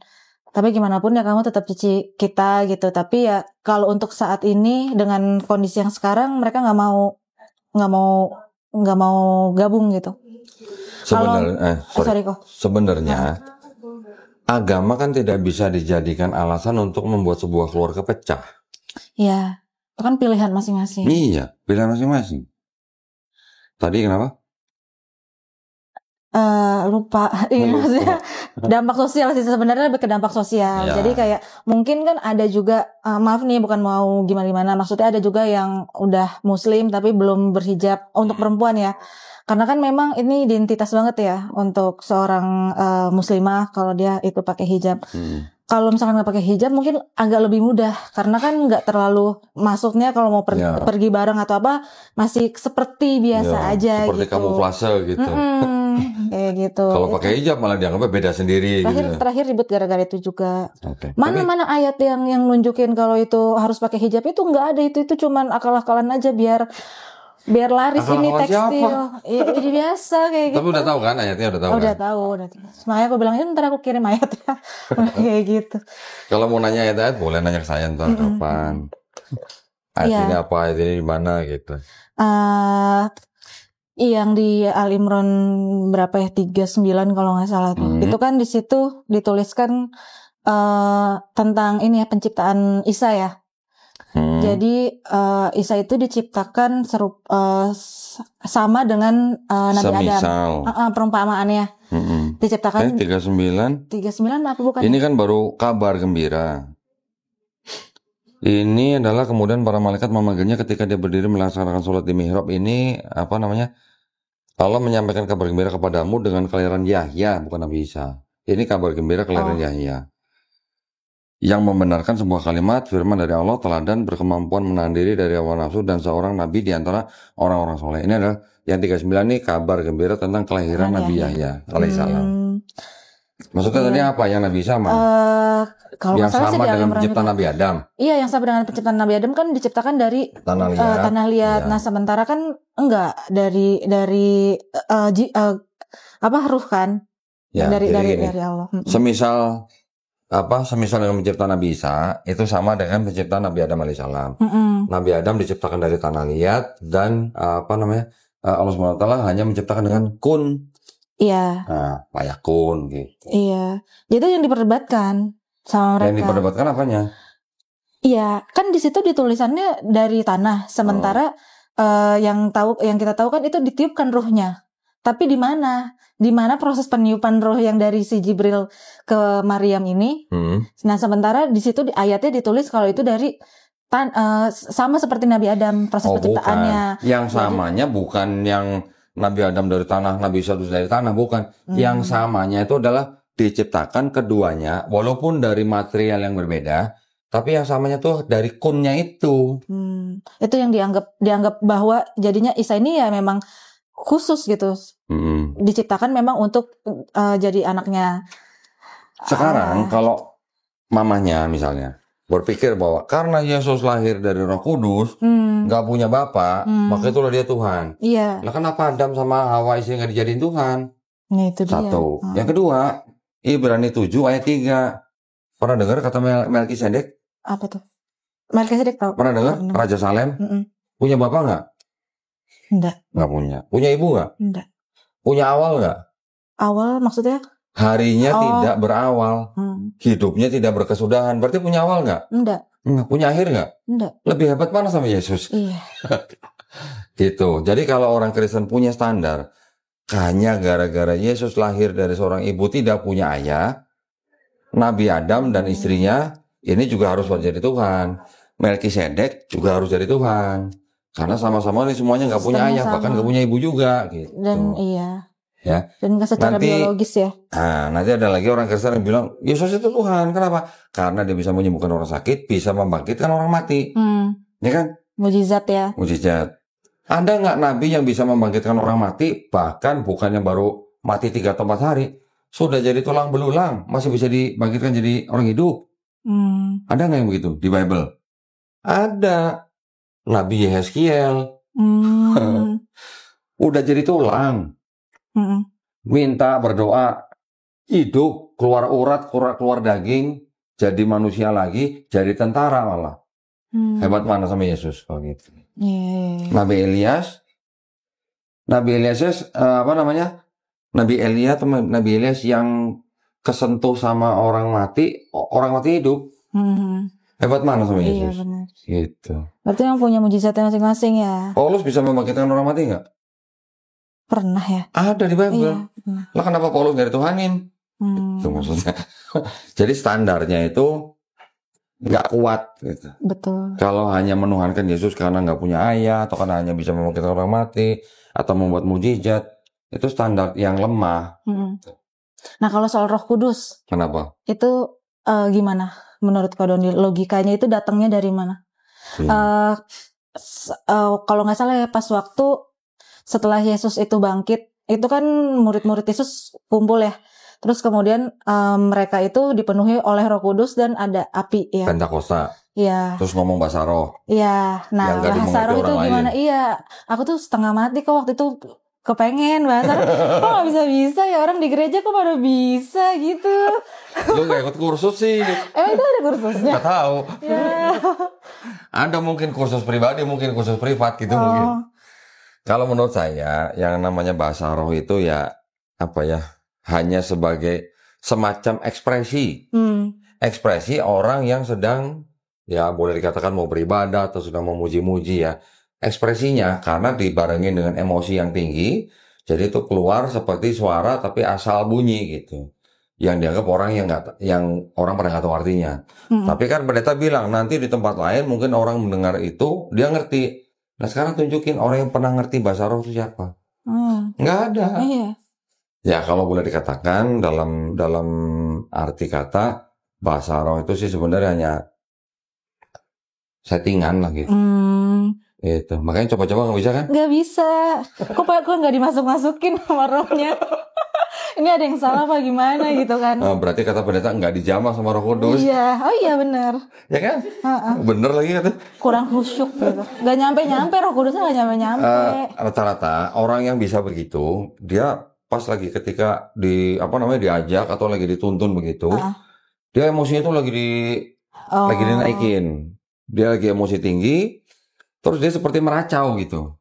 Meracaunya itu yang disebut bahasa roh. Gitu. Tapi ada yang mungkin karena udah biasa kali ya, jadi cepet. Kalau gitu. yang sudah biasa, dia sudah punya template. Oh gitu. Jadi langsung keluar. Iya, karena udah punya template. Oh yang dia mungkin tuh begini-begini, cuma diulang-ulang gitu. Contoh nanti ada sirabara-bara. Iya. Atau sandal lawas gitu. Nggak pernah sandal baru nggak ada. Ada sandal lawas gitu. Bisa. Ya itu jadi kalau kan? udah bisa, udah pernah, dia jadi template gitu. Tinggal ngulang. Kemarin ada perempuan Kristen kesini, dia sudah yakin, dia sudah tahu buktinya bahwa di dalam Bible ini ada kesalahan. Oke. Tapi dia masih menolak untuk masuk Islam. Karena itu bahasa roh. Karena Roh Kudus. Yang lebih nggak logis. Itu dia. Jadi dia sampai saya bilang, mohon maaf ya, kamu Kristen halu. Saya bilang gitu. Iya. Terus terang karena bahasa roh itu sampai saya tanya, tahu nggak Roh Kudus itu namanya siapa? Ya Roh Kudus saja. Roh Kudus kan gelar. Siapa namanya Roh Kudus? Ada. Pribadinya. Pernah dengar? Pernah sih. Siapa? Saya aja nggak pernah dengar. Enggak kan pernah dengar di YouTube-nya siapa gitu, pernah ngebahas tentang itu. Siapa? Coba cari di Bible. Perjanjian Baru, nggak ada nama Roh Kudus. Nggak usah Roh Kudus, Bapa. Sebutan maksudnya. Iya. Oh. Bapa, yang Yesus bilang Bapa, itu kan Tuhan jabatan. Dari kata pater bahasa Yunani-nya. Bahasa Inggrisnya father, makanya disebut Bapa. Punya nama pribadi nggak? Enggak. Bapa. Di Perjanjian Baru. Nih dari Matius sampai Wahyu, Bapa itu punya nama pribadi nggak? Nama sendiri. Nama pribadi ya. Nggak ada Bapak aja. Nggak ada, cuman Bapak kan. Iya. Terus nggak punya nama gitu? Enggak. Sian bener ya. Iya. Punya Tuhan nggak punya nama ya. Iya. Putranya kalau juga putra namanya Yesus. Roh Kudus namanya siapa? Nggak ada. Bapak namanya siapa? Nggak ada juga. Nanti orang Kristen bilang Bapak itu ya sama dengan Yahweh. Iya. Yang di Perjanjian Lama. Yahweh. Di mana tulisan Yahweh-nya di Perjanjian Baru? Nggak ada. Tulisannya Theos. Theos sudah biasa dipakai sama orang-orang Yunani menunjuk sebagai dewa yang paling tinggi. Dewa Zeus juga disebut Theos. Iya. Nama aku depannya Theo. Iya, maksud saya nama pribadi. Iya, nama pribadi nggak ada. Kalau di perjanjian di kitab orang Kristen Yahudi di sini orang Yahudi punya 7 nama buat Tuhan yang Maha Esa itu. Oh, gitu. Ada 7 nama. Di Islam kita berapa nama? Di Islam ada berapa nama? Allah. Tuhan kita? Berapa? Allah. Rob itu sama juga dengan Tuhan. Allah aja. Cuman Allah. Nggak ada Asmaul Husna. Asmaul Husna. Nah, Yang jawab itu mereka. Rob kita punya 100 nama minimal. Minimal loh. Ya. Allah itu adalah nama daripada Tuhan kita dalam bahasa Arab. 99 juga itu adalah disebut dengan nama juga atau sifat gitu. Tapi juga nama. Boleh nggak kita sebut Allah dengan sebutan yang di Asmaul Husna? Boleh, kenapa nggak boleh? Ya, Allah kita, Tuhan kita, Allah punya nama 100 minimal. Di kitabnya orang Yahudi, Tuhan yang Maha Esa itu disebut dengan 7 nama. Eloh, Eloah, Elohim, El Shaddai, Yod-Heh-Vah-Weh, dan Zevaot. 7 nih. Dari 7 ini, yang dianggap paling suci, yang Yod-Heh-Vah-Weh. Orang Kristen sebutnya Yahweh. Iya. Orang Yahudi suruh sebut Yahweh, mau nggak? Nggak tahu. Nggak mau. Yahweh itu ciptaan orang Kristen, bukan ciptaan orang Yahudi. Orang Yahudi kalau sebut Yod-Heh-Vah-Weh, sebutnya apa? Mereka ganti dengan Adonai atau Hashem. Nggak berani nyebut Yahweh, nggak boleh. Kalau ada orang ngomong-ngomong Yahweh depan mereka, diludahin tuh orang gitu. Gitu. Iya. Nah, Yahudi di dalam kitab mereka, Tuhannya punya 7 nama. Bapak di seluruh PB punya nama nggak? Nggak ada. Bapak doang. Nggak ada namanya. Gitu. Saya tanya mamanya, "Mah, Bapak itu nama tuh bukan?" Harusnya bukan. Iya. Terus namanya Bapak tuh siapa? Iya enggak, iya Allah.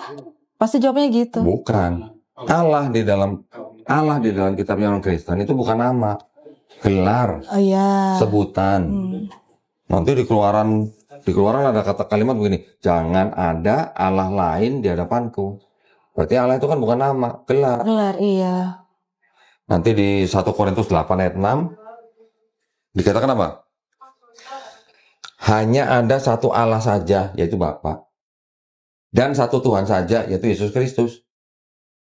Berarti mereka menyamakan dong Allah Bapa sama Yesus Kristus. Sebenarnya beda, Iya. cuman sama-sama gelar. Iya. Bukan nama. Kalau Tuhan sudah jelas bukan nama. Allah juga di dalam kitabnya orang Kristen bukan nama. Tapi gelar, sama-sama gelar gitu.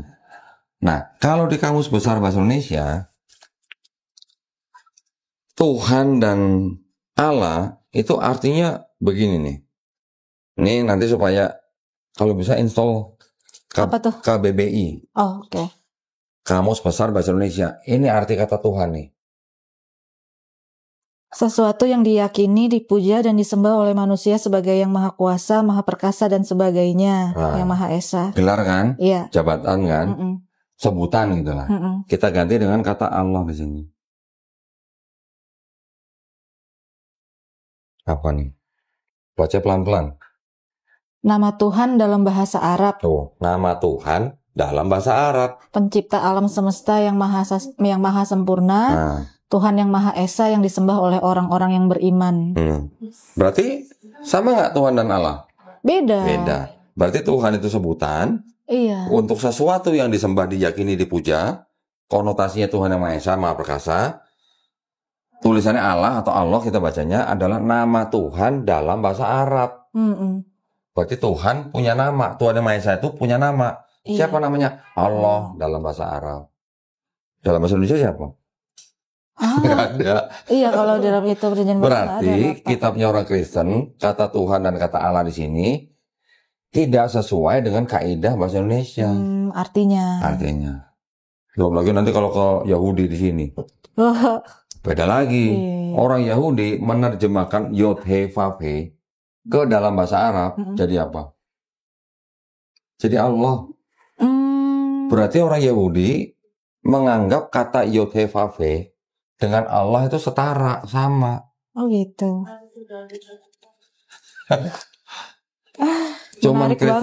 Cuman Kristen Indonesia dan Malaysia yang sedikit berbeda. Nggak sesuai dengan kaidah bahasa Indonesia, nggak sesuai dengan kaidah bahasa Arab. Iya. Terus kaidah siapa? Kaidah mereka sendiri gitu. Dan ini nggak pernah mereka pikirkan pasti. Pernah. Adik-adikku nggak kayaknya pasti. Oh, adik-adik. Iya, misalkan komunitas kita juga pasti nggak, karena kan hanya mengikuti. Iya.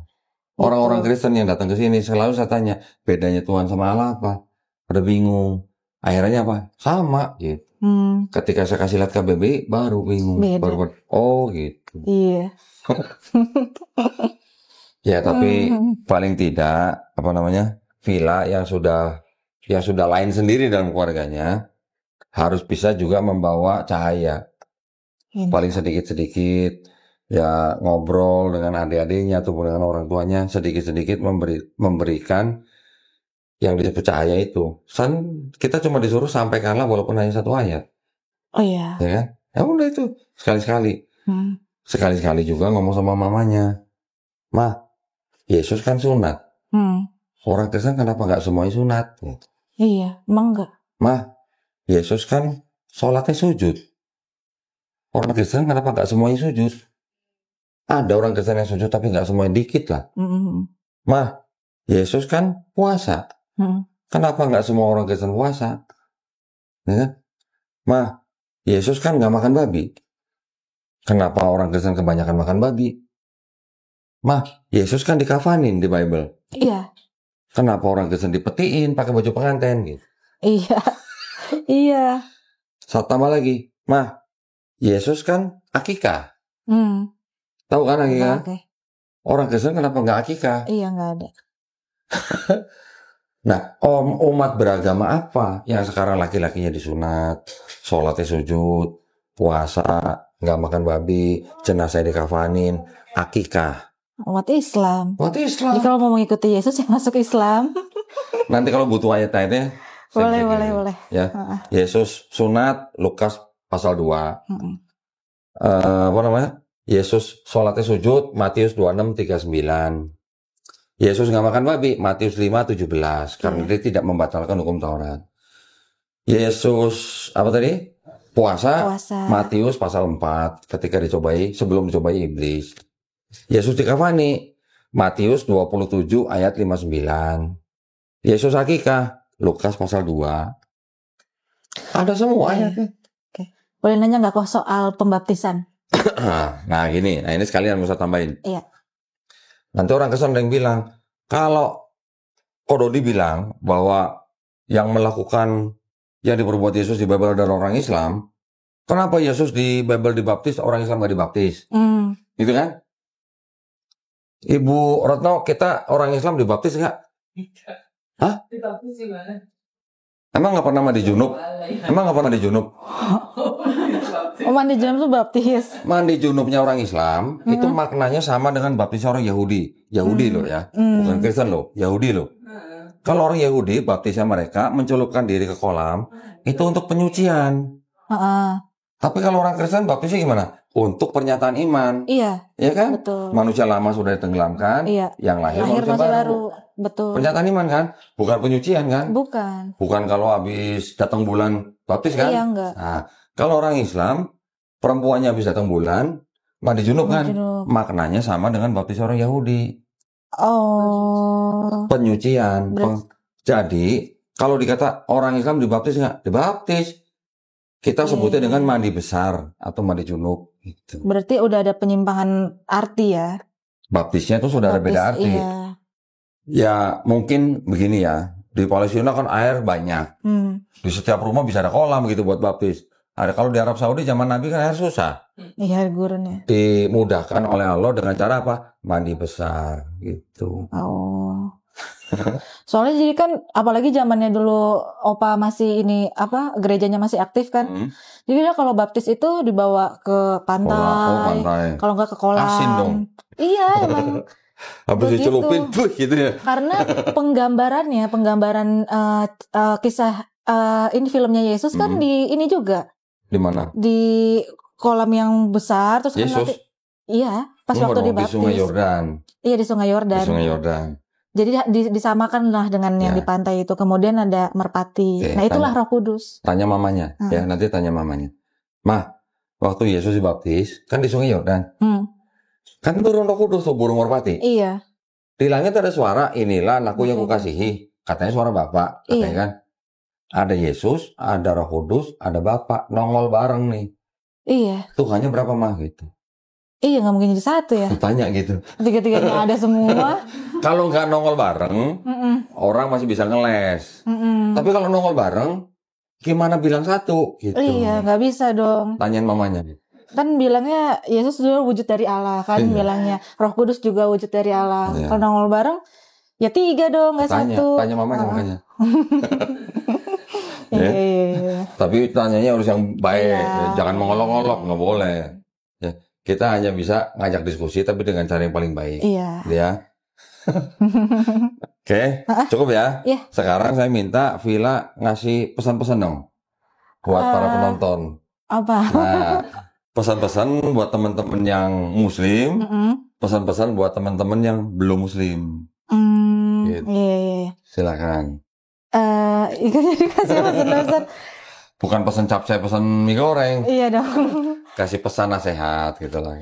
Kalau yang buat Kristen dulu aja kali. Oh iya, buat Kristen. Iya. Oh, aduh langsung buat buat Kristen nih dong. ceritanya. Iya, karena kan memang diniatkan kan untuk itu ya, gitu kan. Jadi teman-teman, maksudnya untuk apa yang teman-teman sedang jalankan saat ini, coba dipikirkan lagi gitu, apakah yang teman-teman jalankan kepercayaannya ini sudah benar gitu.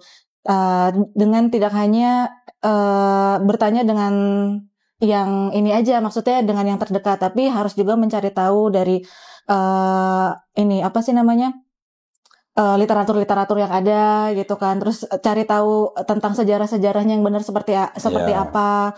Kemudian kalau kita mau belajar sesuatu yang baru, baiknya memang kita juga harus menanggalkan dulu yang sebelumnya. Jadi bisa masuk dengan pikiran yang jernih. Dan kalau misalkan teman-teman merasa kayak, oh ternyata ada sesuatu yang gak beres, atau ternyata menemukan kebenaran di yang lain, di kepercayaan yang lain, ya teman-teman baiknya lanjutkan gitu. Karena yang bikin saya benar-benar yakin, maksudnya akhirnya memilih ya udah syahadat dulu deh, masalah keluarga dan masalah yang lain belakangan gitu. Waduh. Itu iya, waktu itu mikir gitu karena 3 minggu sebelum syahadat itu berturut-turut seminggu sekali tuh ada yang meninggal kok. Oke. Dan yang meninggal itu yang takut mati. Iya, takut mati. Nah gitu, intinya itu. Jadi ada yang dari keluarga juga, ada yang dari customer juga, dan ada yang di sampingnya ruko kerjaan gitu, tiba-tiba pagi-pagi mati gitu. Jadi kita nggak ada yang tahu meninggal aja gitu, kapan. mati. Iya meninggal. meninggal. Jadi terus akhirnya itu udah juga nikah belum sih, Villa? Belum. Oh, pantesan takut mati ya. Emang kalau udah nikah masih takut? Emang kalau udah paling nikah nggak kalau udah berkurang? nikah kan ya istilahnya udah ngerasain. Oh gitu. Kalau ini kan belum ngerasain, jadi wah jangan sampai dong gitu istilahnya. Iya. Doain aja ya Pak ya. Baru ngaku. Oh, ini lagi buka lowongan apa enggak? Iya. Nggak bisa jawab. Nanti masih mau mengejar mimpi. Kalau ada yang narasumber perempuan belum nikah, itu pasti nanti rame di komen. Oh gitu. Mau dong nomornya, IG-nya apa gitu, pasti begitu. Iya. Jadi buka lowongan apa enggak? Buka pendaftaran apa enggak? Kalau buka pendaftaran nanti pasti boleh yang daftar. Kalau nggak buka pendaftaran, nah kita bilang nggak buka pendaftaran gitu. Bukan, nanti CV-nya bisa dikasih ke bunda-bundaku. Oh boleh. Siap. Terus pesan-pesan buat saudara-saudara Muslim gimana? Buat kalau pesan-pesan buat saudara Muslim ya, ini kan kita ngelihatnya dari manusianya ya, bukan dari agamanya ya. Jadi pas berkaitan juga sama pas waktu aku mau syahadat, itu aku juga bingung, ini nyari kemana ya gitu kan. Oke. Akhirnya nyari ke teman terdekat gitu yang dulu dekat gitu. Pas waktu kuliah nanya, ya lu salah orang kata dia gitu. Orang kenapa? Iya, maksudnya mungkin dia Islam dari lahir, tapi dia bingung juga mau ngarahinnya kemana kayak gitu. Jadi kalau misalkan meskipun buat aku sih, maksudnya yang Muslim dari lahir itu udah menjadi sebuah ini ya, sebuah apa kok? Apa dong? Sebuah apa dong? Sebuah ini sebuah jihad apa sebuah apa? Enggak, sebuah kenikmatan. Oke. Yang kalau udah Muslim dari lahir kan nggak perlu mencari ya. Kalau yang lain kan Muslim keturunan maksudnya. Iya, gitu. Kalau yang lain kan kembali tanjakan maksudnya. Kembali ke fitrahnya kayak gitu. Jadi baiknya benar-benar maksudnya diamalkan untuk ibadahnya juga, untuk agamanya juga, karena mungkin kalau udah muslim tapi hanya Islam KTP aja tuh sayang banget.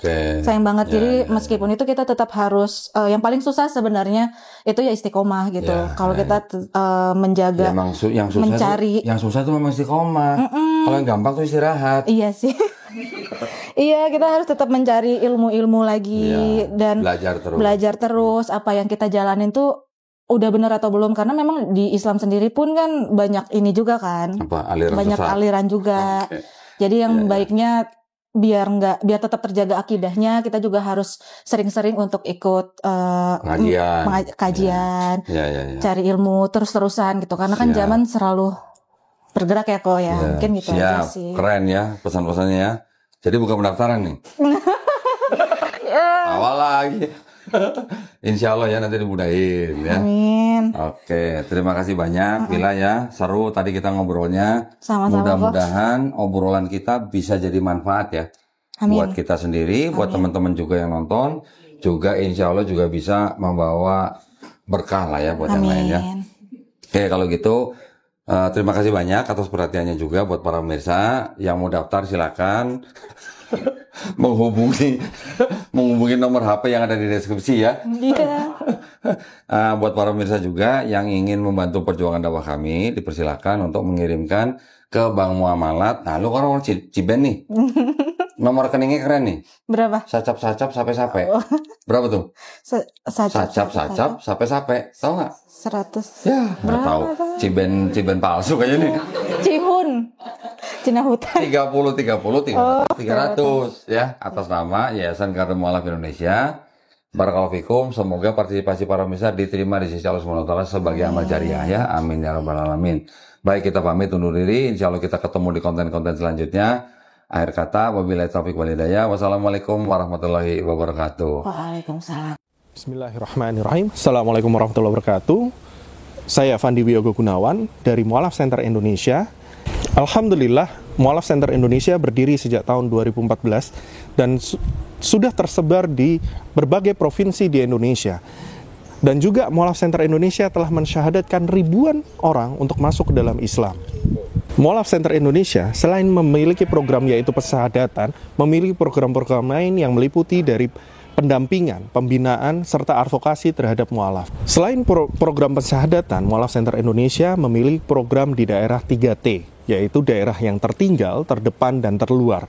Di mana daerah-daerah 3T ini adalah daerah-daerah yang memiliki muslim secara minoritas atau kecil prosentasenya dibanding agama-agama lain di daerah tersebut.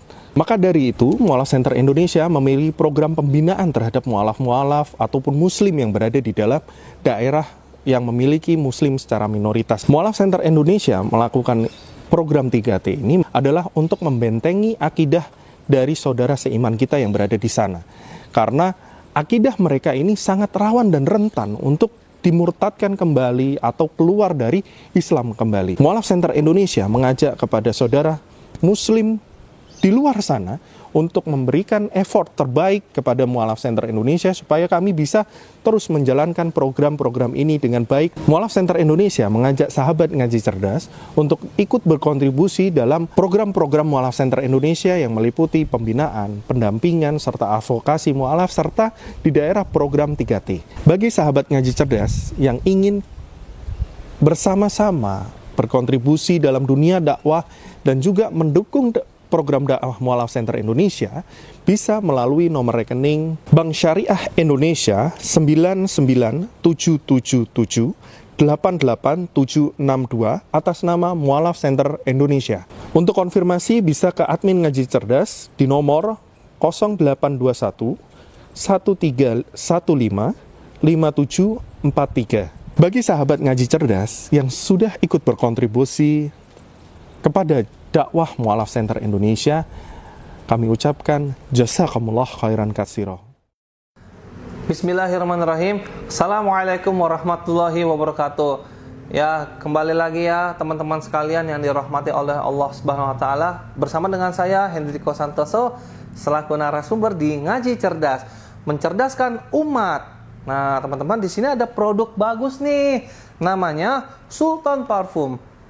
Parfum para perindu surga. Nah, di sini ada 4 macam produk nih. Yang pertama, parfum dengan aroma Raudhah. Parfum dengan aroma Hajar Aswad. Parfum dengan aroma kasturi.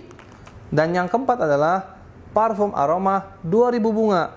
Nah, kalau teman-teman sekalian sedang umroh, lalu pulang ke tanah air dan rindu dengan suasana di Masjidil Haram maupun di Masjidil Nabawi atau di Mekah dan Madinah, teman-teman bisa beli nih Sultan Parfum dengan aroma-aroma yang menyesuaikan dengan suasana di Mekah ataupun Madinah.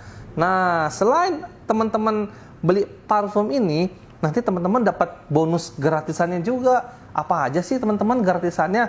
Nih, yang pertama nanti teman-teman dapat kitab atau buku saku zikir pagi dan petang sesuai dengan sunnah. Nah, yang kedua, teman-teman nanti dapat gratis tasbih nih. Wah, lucu banget ya, imut nih, bisa dibawa kemana-mana. Yang ketiga, nanti teman-teman dapat juga nih kertas untuk bagaimana sih parfum ini digunakan untuk saat suasana apa aja. Di sini udah dijelasnya teman-teman semua. Nah, jadi teman-teman jangan lupa nih dibeli, informasinya ada di sini nih. Nah, dengan teman-teman membeli produk parfum Sultan ini, teman-teman sama saja dengan membantu operasional dakwahnya channel YouTube Ngaji Cerdas. Nah, luar biasa kan? Dengan harga berapa teman-teman sekalian? Cukup dengan 90 ribuan saja, teman-teman sudah bisa dapatkan ini semua nih. Masya Allah ya. Ini semua nih, semua teman-teman bisa dapatkan hanya dengan 90 ribuan rupiah. Teman-teman juga sudah termasuk membantu operasional dakwah, support channel YouTube Ngaji Cerdas. Nah, luar biasa kan? Nah, jadi tunggu apa lagi teman-teman ya? Segera hubungi di sini nih, di link yang tertera di bawah ini ya. Terima kasih ya teman-teman sudah menonton. Assalamualaikum warahmatullahi wabarakatuh.